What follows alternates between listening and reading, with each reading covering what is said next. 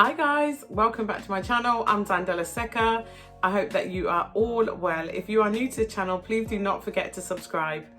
Today, I just want to give you a quick video and give you an update of my trip to Gambia. I was only there for 6 weeks this time, and I know a lot of you thought that I was there permanently and that actually I had moved over there. But no, my journey is still going ahead and I am moving over there in July 2021. This journey was only 6 weeks, and I just want to let you guys know about some of the things that I did while I was there. If you're interested in watching, stay tuned.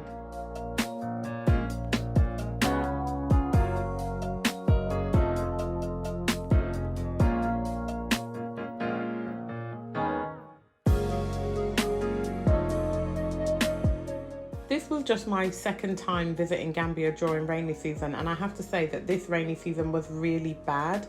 It rained almost every day that I was out there, and don't get me wrong, in rainy season it rains a lot, but normally it will rain for like an hour, 2 hours, and then before you know it, the sun's out, it's 30 degrees and everything is dried up.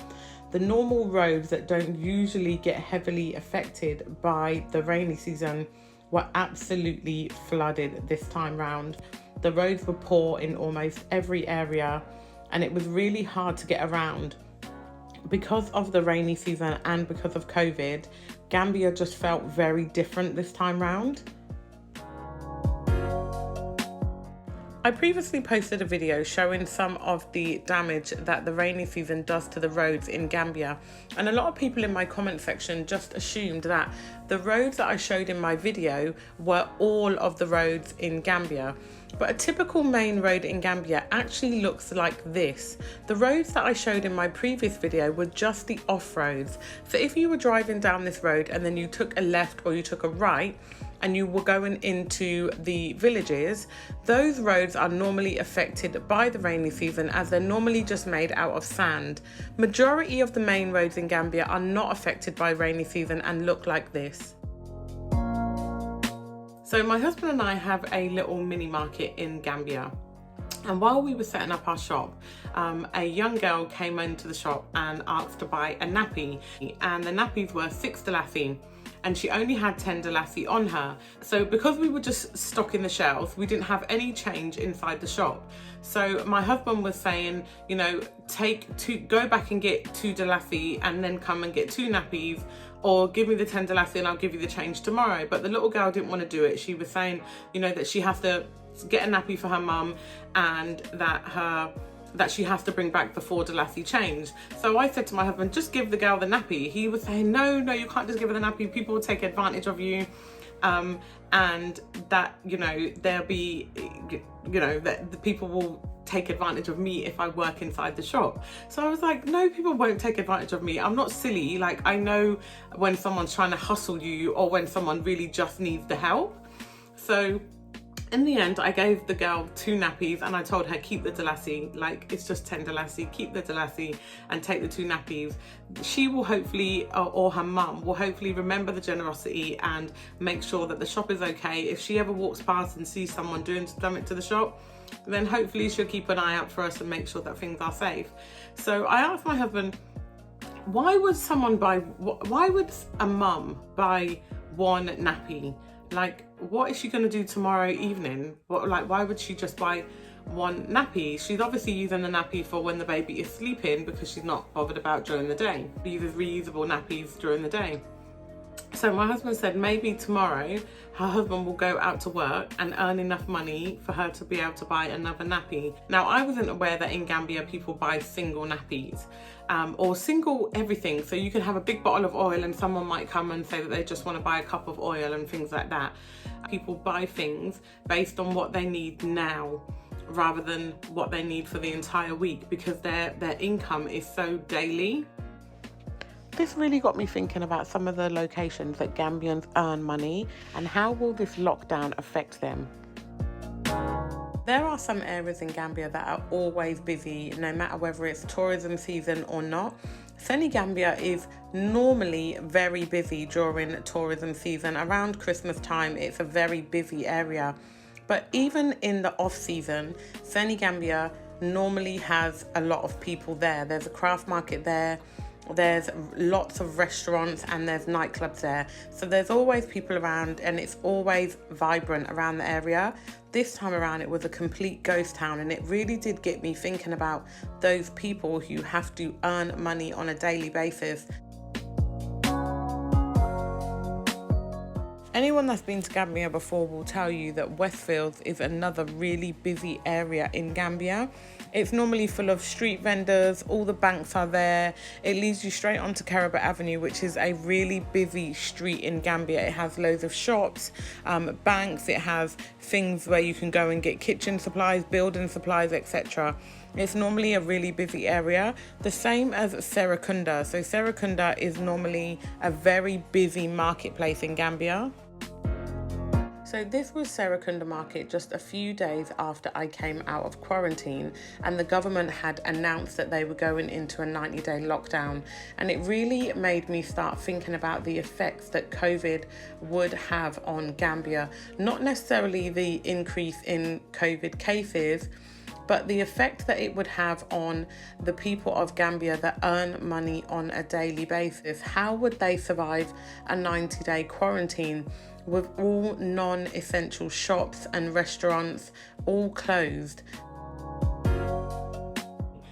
So what I decided to do is I decided that I wanted to use the money that I had on me to pay for my quarantine. So in the UK, when I went to the embassy to get permission to fly to Gambia, I was told that I would have to quarantine for 14 days and that it is very likely that I would have to pay for my quarantine. So I took that cash out of the bank. In the end, I only stayed in quarantine for 8 days, and the hotel or the government didn't ask anything. And I do have in a previous video my thoughts on why they didn't ask for anything. But I decided to take that money, donate food and supplies to several families in the community. We chose 2 communities. One is a community that we live in, and the other is the community of where our land is. So one of the gentlemen who has helped us throughout our whole land process, and the family that we actually purchased the land for, and the Akalo, we spoke to all of them and they told us some families that were really in need. What we decided to do was buy all of the supplies from a local shop in Sambayan. So this is a local corner shop, and we bought all of the oil. As you can see here, the ladies are packing the oil into bags so that we can distribute them in the community. We bought all of our rice from there and our onion.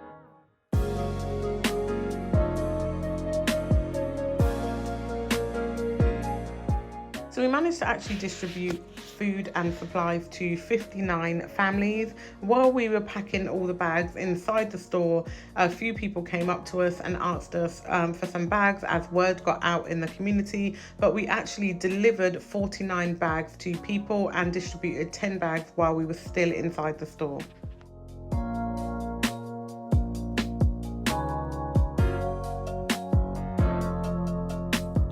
Decided to purchase and air freight down some PPE, because when I arrived in Gambia was not in a lockdown and there was no state of emergency, and the cases of coronavirus were actually under 100. By the time I left the quarantine, they had gone up to about 900, I believe. So it had gone up almost 100 new cases a day while I was in quarantine. So I decided that I was going to get some personal protective or PPE after hearing some of the stories about the hospitals having to close down and nurses and doctors getting sick from COVID. So I decided to ship down some PPE so that I could distribute them to some of the local hospitals. My mum and my 2 sisters actually helped me get all of the PPE. So I ordered it all online from Gambia. It was delivered to my house, and my sister and my mum packed it all in a box for me and then gave it to the gentleman who came to my house to collect it and air freighted it to Gambia. Yeah? And then this here, just here, this thing here, yeah. That's just aprons, surgical aprons, okay. Yeah. These are disposable aprons. Disposable aprons, yeah. I think that's it. Yeah. Oh, and a hand sanitizer. Hand sanitizer. Perfect. Maybe a few more. Add more gloves. Yeah, Because here gloves. is a very, very known Yeah, because like They attend most of this locality. we have in a catchment area population of 200,000 rather. Wow. 200,000, and our monthly delivery is almost about 300 to 250. Delivery to babies? Yeah. Apart from Bundung Jammeh Foundation, we are the second largest in terms of number of deliveries and the number of patients that we see. So is this mainly like a maternity hospital? Yeah, it's mainly a maternity, and yes, maternity, because like although we have an outpatient department, but like 75% of our services are purely based on pregnant mothers and then children. Oh wow. Okay. All right, fantastic. So maybe you need some more face masks then. Yeah, so if you want, I can even show you the statistics to be more. No, that's fine. That's Yes, okay. okay. Yeah. No, we understand. I have almost about 3 or 4 people waiting for delivery presently inside. Wow. So as you can see, so it's routine. Then Yeah. it's on the right time. Yeah, Then, yeah. Yes. I think it's a welcome move. We thank you. appreciate. Don't see this thing as something small, No, but it will go a long way in our service delivery. thank So you. like our doors are open anytime, and then whatever you. you can help us. Because like there's no charges here in this facility. Yeah. Everything is Free. Okay. Everything is Okay. free of It's a charge. free hospital. It's a Okay. public facility, fully funded by government, so there's no charges. Even deliveries is free. Yeah. Admission is free. So whatever services that we are rendering here with regards to maternity and child health is all free. Okay. Okay. We're doing Fantastic. both cervical cancers, Yeah. family maternal and reproductive health services, children immunizations, labor and delivery, scanning, ultrasound scanning, Okay. antenatal services, Yeah. prenatal services, postnatal services. Do you have to do things like cesareans and stuff here, or you don't do that Cesarean, here? we have a theater, but like it is not equipped. Then you go to a major hospital. Yeah, we go to major hospital. Yes. Okay. So we have a theater. Do you have like an ambulance or anything here we so you have can we transport? have one ambulance, Oh. and that's the ambulance there. Oh. Okay. Okay. Okay. That's the ambulance there. So whatever we have in terms of emergencies that we cannot handle here, we You quickly ship refer to Banjul. to Banjul. Like for here, we don't refer to Bundung or Straight in Is that the next one? Yeah, Bundung is the next year. yes, we don't refer to Bundung and Kanifing. This doctor went on to tell me that actually Gambia as a whole are running out of PPE equipment, and this hospital ran out of masks just the day before, and we're about to run out of gloves. We also donated some PPE equipment to a local hospital in Samboyan, which is where I just purchased my piece of land. And this hospital also turned out to be a maternity hospital as well.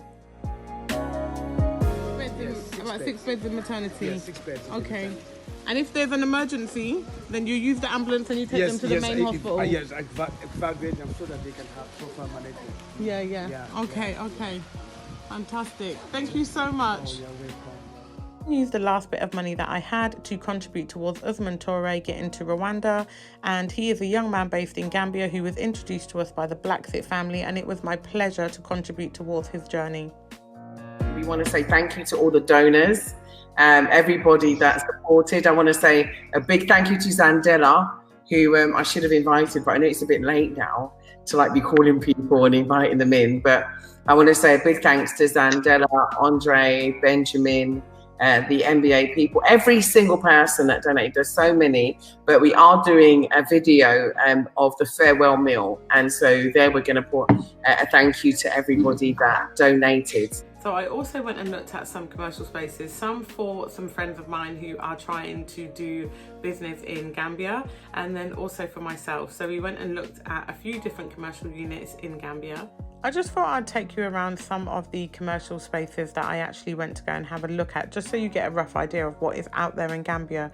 So this space is based in Kololi, which is the main tourist area in Gambia. It actually has shops at the bottom, and upstairs they had planned to build 4 2-bedroom apartments, but the contractors or the owners actually ran out of money. So they are now considering turning these units into commercial spaces. They are giving whoever takes over the opportunity or the permission to knock down walls and basically turn the space into their own. This is another commercial unit that is on the corner of the Palma Rima Junction. This is also a very busy area. It's just near Palma Rima Hotel and across the road from Hyperlinks, which is a really busy hotel and nightclub. Lastly, this space is my favourite. It's based in Bigelow and it's about a 10-minute walk from Coco Ocean Hotel. I really like these units because they are built a lot bigger than the usual commercial spaces. As you can see, the ceilings are going to be very high and the units themselves are about 4 times the size as your typical commercial shop or commercial space on the highway, and I really like it. The area doesn't have a lot of foot traffic, but it does have a lot of driving traffic. The road in between Senegambia and Turntable is one of the busiest roads in Gambia. I also managed to meet up with Julia and Adrian from the Bla Xit family. So a lot of people ask me quite often in my comment section, do I know the Bla Xit family? Have I seen the Bla Xit channel? Have I ever met the Bla Xit family? And the answer to that question is yes. So I met Julia over a year ago, and it was actually Julia and my sister who encouraged me to start my own YouTube channel. BPU, Hi guys. Yeah? Hi, I'm with Sandela. She's here. Yeah. Not Wow. for long, not for long. Out of What meeting are we at? Tell them. COAD. Juliet. We're at the Council of African Descendants meeting. So Juliet kindly invited me to come today. This is your, how many meetings have you had? Wow, quite a few. Quite a few. And what is it? What is COAD about? What is COAD about? Council of African Descendants is really born from us seeing the need of diasporans coming home and, you know, finding a way in which we can support them. So like as you see today, we deal with any issues that might come up, and then we look for solutions and how we can help. We're also looking at collective and joint finance, how we can finance projects here that can help to develop within the Gambia, create employment here within the Gambia. And most importantly, this meeting is a 5-year strategy meeting where we're looking at projects that we can do 5 years into the future. So that could include drop-in centres, healthcare drop-in centres. It could include an African institute, educational institute here, which is very important because we need to desensitise locals, not only to us being here, but also to our past. This was my first time attending a COAD meeting, and I thought that the meeting was really good. All of the people that are in the meeting have actually moved back to Gambia. Some have been there for years and years, and others have only been there for a short while. I think that the group have a lot of knowledge that they could share with people who are in the process of moving over to Gambia. So a few people have asked me for a tour of the house in Gambia, but as you all know, we are turning a 1-bedroom house into a 4-bedroom. So it currently looks like a building site. We've successfully managed to do 2 of the bedrooms and finish the extension on the kitchen, but nothing is really complete. So it does look like a building site at the moment. So I'll just give you a quick look.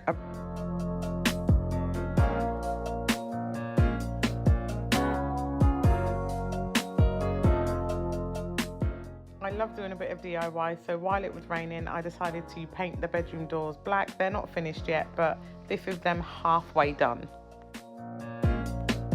Whenever I'm in Gambia, I always make sure to get my supply of shea butter, and this time around I had to collect some for a few family members. We all use shea butter to make our own homemade skin cream.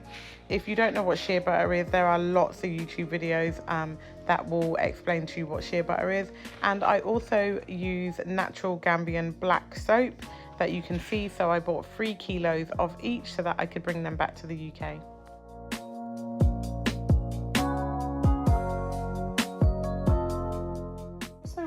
To see if we could find some Gambian owned wholesalers for supplies for our mini market, and we couldn't actually find any in the local areas. We had to drive all the way to Banjul, and we managed to find 2 Gambian owned wholesalers. I also wanted to show you guys one of the only, I think it's the only Gambian owned supermarkets in Gambia. So this shop is owned by King's Bakery. and it is just by Turntable in Gambia. A few days before I'm due to leave Gambia, I always go into the back garden, make sure I pick my moringa leaves, my soursop leaves, soursop fruit and limes. If you want to know the health benefits of moringa leaves and soursop leaves or soursop fruit, then just go onto YouTube. There's plenty of videos that will tell you. So I use my soursop leaves and moringa leaves as a tea, and since I mentioned that I had high blood pressure on a video about 8 weeks ago, a few of my subscribers introduced me to some other herbs that can help with blood pressure. So I add it all to the pot and make my tea. So that's it, guys. Thank you very much for watching. If you are new to this channel, please do not forget to subscribe and of course like.